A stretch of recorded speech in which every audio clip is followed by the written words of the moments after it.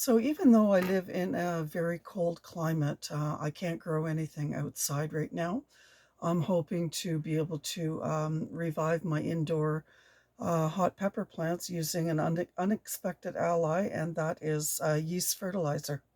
So today I'll show you how I plan on bringing my pepper plants out of dormancy early and why I'm doing this sooner than expected. But before I start, welcome to Almost Off-Grid Grandma. I'm Krista, and I want to give my new subscribers a warm welcome. Today's video is also an update on my hot pepper plants and ginger root that you last saw me trimming, I guess, and planting the ginger root back in December, so in the soil 2 months ago. So you might be wondering why yeast fertilizer, and let me share why.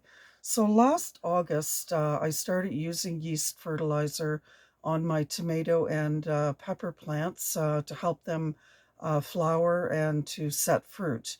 And that was very successful. My garden was struggling last year with extreme temperature swings and high winds, heavy rains at times, and I needed. I researched a bunch of different options, and I chose a natural solution. So if you're curious about any of those past experiments, you can check out my playlist under fertilizers and healthy soil. But more recently, I've been dealing with record breaking. I mean, if I record breaking is definitely an understatement. Cold temperatures for over a month now, where I live here in New Brunswick, Canada. My temps have been ranging anywhere between 15, minus 15 Celsius or 5 Fahrenheit to minus 30 degrees Celsius or 22, minus 22 Fahrenheit. So saying that I've been dealing with some cold temperatures is really an understatement. It's sure been challenging, for sure, to keep a stable indoor temperature inside my home because I don't have wood heat.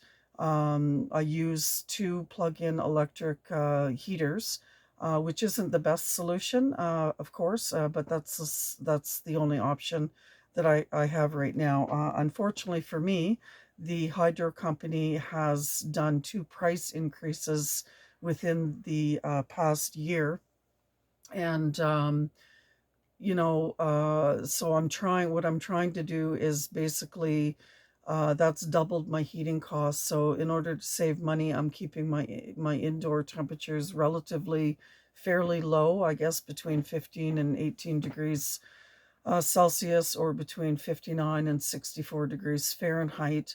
And with opening the door, going out to shovel, going to the mailbox, in and out, whatever, cold air comes in, and it's not there's a few, there's a few cracks and holes here and there. I'm sure that, cold air is getting in. So it's been a struggle for my pepper plants. And basically trying to keep the temperatures fairly consistent. I believe that I may have perhaps lost one of the 7 pepper plants that I had shown you back in December. So to prevent losing any more, and because we are expected to stay in this deep freeze for the foreseeable future, I'm bringing them out of dormancy early with the help of yeast fertilizer. So as I talked about in my other yeast fertilizer videos, plants that have been under duress for multiple reasons can basically be stabilized by using yeast. And using yeast has many benefits, which include it promotes root growth, it increases nutrient absorption, it improves your soil health, it strengthens the plant structure, and it encourages growth of whether that's leaves, or if the plant is at that stage of flowering or fruiting. And it's affordable. It's a sustainable garden practice. So that's why I use yeast fertilizer in my garden. And my garden happens to be indoors right now. So the best part of this fertilizer is that you only need 3 simple ingredients, and that's warm water, sugar, and yeast. So what I did, and so in other words, no expensive synthetic fertilizers are required. I had planned to use yeast fertilizer again this year in my own gardens because of my last year's success with it, but I didn't expect that I would be doing it so soon. So what I've so based on last year's results, I've decided to start what I call hashtag Yeast 2025 challenge. And last year, a few other channels joined me in testing out yeast in their own, the yeast fertilizer in their own gardens. And I'm excited to announce that two of them, Adrian from Hamilton Homestead and Angel from Hanging Out in Angel's Garden, are going to continue with me as well this year. And we've decided to call it hashtag Yeast 2025 Challenge. So we'd love for you to join us. Their channels, I will be putting the links in the description for you below. So let's check on my plants here. Before I do that, I'd just like to have a sip of coffee.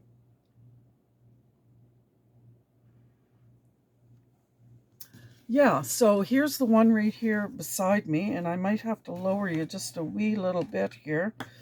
Yeah. No, maybe not. Just a tad, just a little bit, guys. I'm going to lower you down here. So this is the one here that I think I might have lost. As you can see, it has no greenery on it at all. This was the habanero from last year. But you know what? It's just based on the color of its stem and the fact that there's no pliability at all in the stem at all.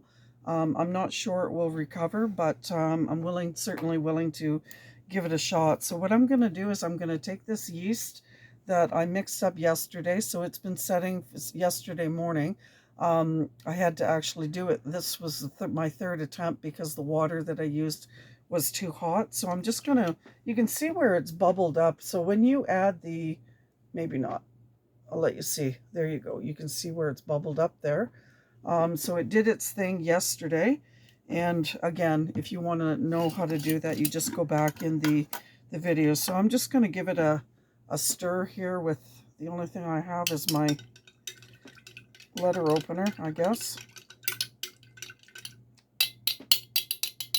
Maybe I'll put the lid back on and actually give it a shake as well. And what I'm going to do, I have a pitcher of water here that I've been setting in front of the heater to bring it, because it was quite cold. So we're going to give this a shake, get all the yeast off the sides. And I'm going to add about half of it to this pitcher of water that I have here. I'm going to just bend you a little bit, guys. I'll lift it up. There we go. I'm just going to pour about half of this in. Yeah, that looks to be about half. Set it back down. And I'm going to give this a stir.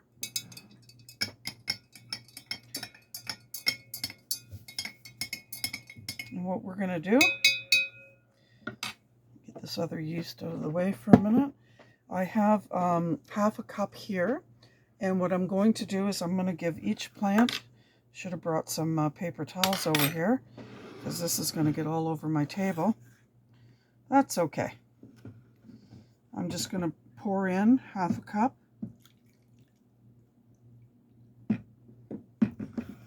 And we're going to start with this one right here beside me that I showed you that I think is didn't make it. And we're going to give it a drink slowly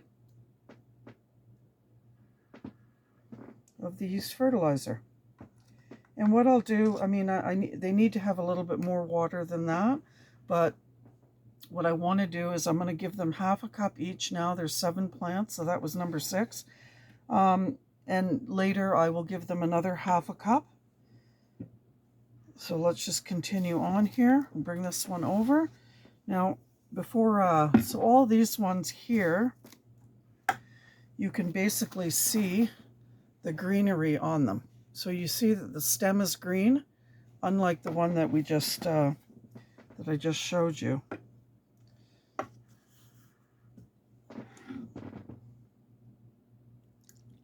I guess I'll wipe up later.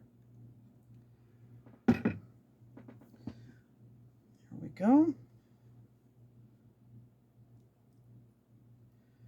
Just pouring it on slowly. Let that absorb into the soil.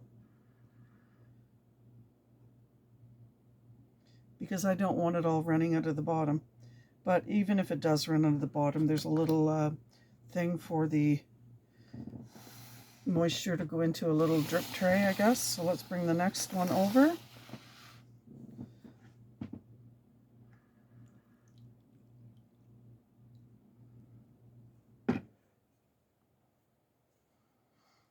All right.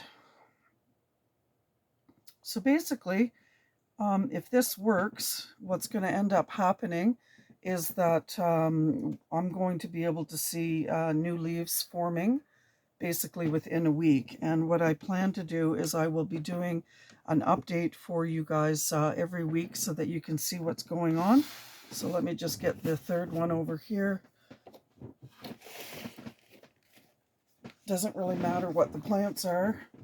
The two, the three, so that was the habanero that I think I lost. I just did one salsa. I did a ghost as well. This is my second ghost pepper that I have. And as you can see by the looks of it, all three of these stalks are nice and healthy green. There is a little bit of browning right here. So it's important for me to bring these out of dormancy so that I don't lose any more of them with any temperature fluctuations or anything like that. So we'll just have to go with that, right? And next week I'll do an update video and show you guys how everything's going. I think you guys can see me putting that in there. And then based on the results of this, I will determine next week if I'm going to continue and give them another, and you guys will find out as well, if I'm going to continue giving them another dose of the yeast fertilizer. So we got 3 more plants left to go here. And I'm just going to get this one out of the way for a minute. All right, so this one here is the mystery plant that I wasn't sure what it was because the last year when I planted it, it was completely different from the habanero plants, but it was in the same package. So I'm not sure. I called it a mystery plant. And here we go. You can see that it's got greenery on it. There's some wee tiny little leaves. I'm not going to pick it up and disturb it so much. All right, there's that. And I've got 2 more to go, so let me just get that out of the way for a second.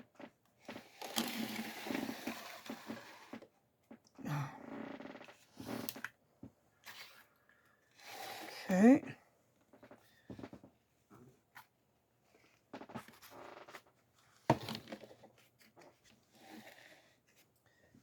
Okay, so 2 more left here, guys. This is a salsa plant. Not as much green. There's quite a bit browning right down here, so I'm not sure if that's a good thing, a bad thing.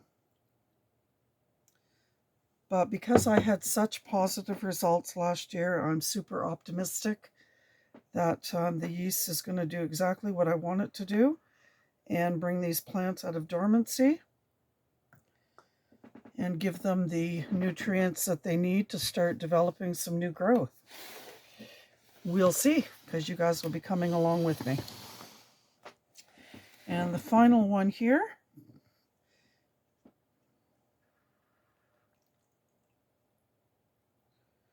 Now I'm not going to be throwing out, so you can see that I have leftover. So what I'm going to end up doing is I will take this other yeast that I have and I will put it in here and I'll add more water to it. And it's so it doesn't go bad, right? You can keep it for next week if that's what I'm going to end up doing. or if I want to, you know, wait 2 weeks, it'll still be good then. All right, so there is the yeast fertilizer, and let that absorb into the root ball of each of these plants. I'm just going to, like I said, leave them sit to absorb that, and then later on today I will give them another half a cup of just regular water, and it's not like tap water or anything like that. It's actual snow water, because I do rain harvesting here, and in the winter that's snow harvesting, I guess, which is melted. I don't know, you can't see behind me here. Over here I have some containers where I collect the snow from outside. So anyway, let me just move these out of the way slightly so that I can bring over the, or it might be just as easy to just go get them. I don't have any. So that we can look at these ginger root. Here's one. Let me just go get the second one. My squeaky floor. So as you can see, there's the ginger root in there. And let me just set it down here. Push this over so that I have some room. And I am going to actually get some gloves on for this. And I'm going to use like a wooden dowel or whatever to lift them up gently so that we can see. My hands got a little bit wet, and that's why I'm having a hard time getting these on here all of a sudden. So I'm going to use a wooden dowel. Oh, come on. There we go. To gently lift them up, and as you can see by the look of the ginger root themselves, there's no green foliage that's poked up. So the only thing that I've been basically doing is, as for care, I've been keeping the soil moist, right? Not soaked, but moist. So we want to see what's going on beneath the surface here. So let me get my wooden skewer right here.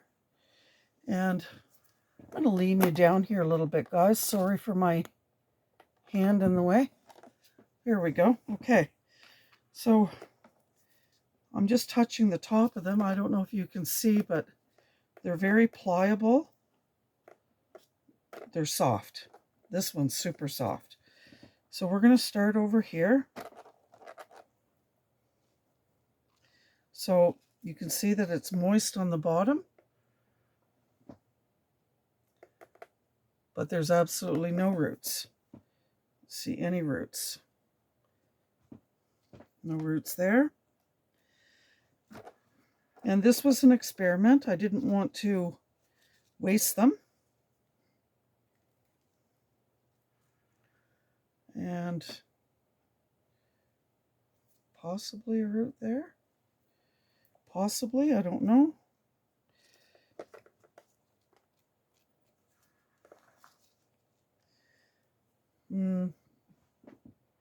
Sorry guys, I'm lifting them a little too high and you can't see what I'm doing. I see no roots there either. And I'm not going to leave these in the soil to basically rot, right? Because that'll just cause bug issues inside the house. And I don't want that. So again, some moisture. But no roots, I don't think. Nope. Okay, let me just move this one out of the way. I'll lift up the final one that's in here. That's unfortunate because I was really looking forward to growing ginger this year. And as I mentioned in the video in December, in order to do this, you have to, in the zone that I live in, you have to do it.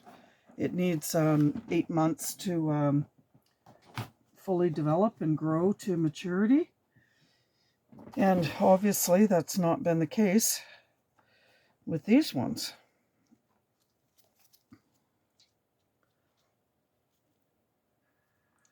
So it could be that, as I mentioned, somebody had given these to me. So it could be that maybe they were sprayed with something. That this one here seems kind of firm. No, it's not firm on the bottom. And that has caused them to, because when they go to the store, so I don't know if this individual, I thought that it came from their garden, but as you can see, there's nothing happening, and I'm really not interested in leaving these in the ground to rot, to be quite honest with you. There's nothing there. No.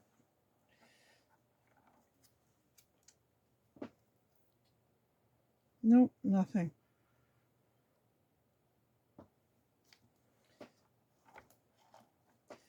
And this is the last one we'll look at.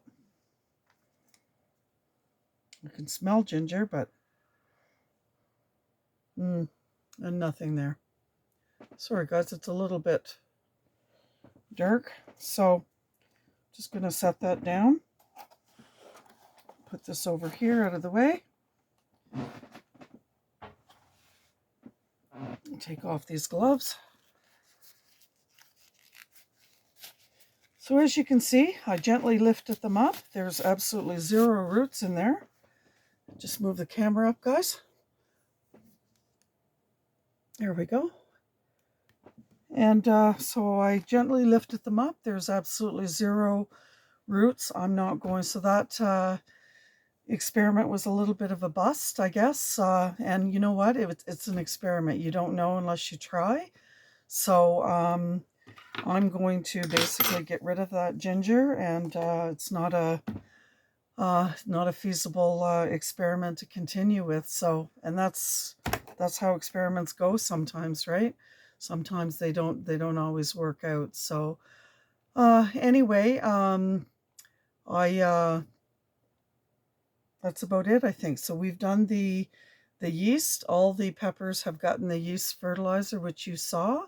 And, you know, basically yeast fertilizer, it's an easy, cost-effective way to nourish plants. It improves the soil health, and above all, it encourages growth. So we'll find out next week if the growth worked. And if you're interested in trying it, I encourage you to experiment. Share your results in the comments. If you've ever done yeast experiments yourself, go back and look at those videos in my playlist, and join the Yeast 2025 challenge, and let's see how well yeast fertilizer works in different gardening setups. So it doesn't matter if it's indoor gardening, if it's outdoor gardening, doesn't matter if it's trees, shrubs, flowers, vegetables. You know, every scenario basically works when it comes to yeast fertilizing. So I really thank you very much for joining me today, and I look forward to giving you an update next week as to how this is going. So stay tuned, and subscribe to the channel if you haven't already for next week's update. Thank you so much for watching today, and God bless you.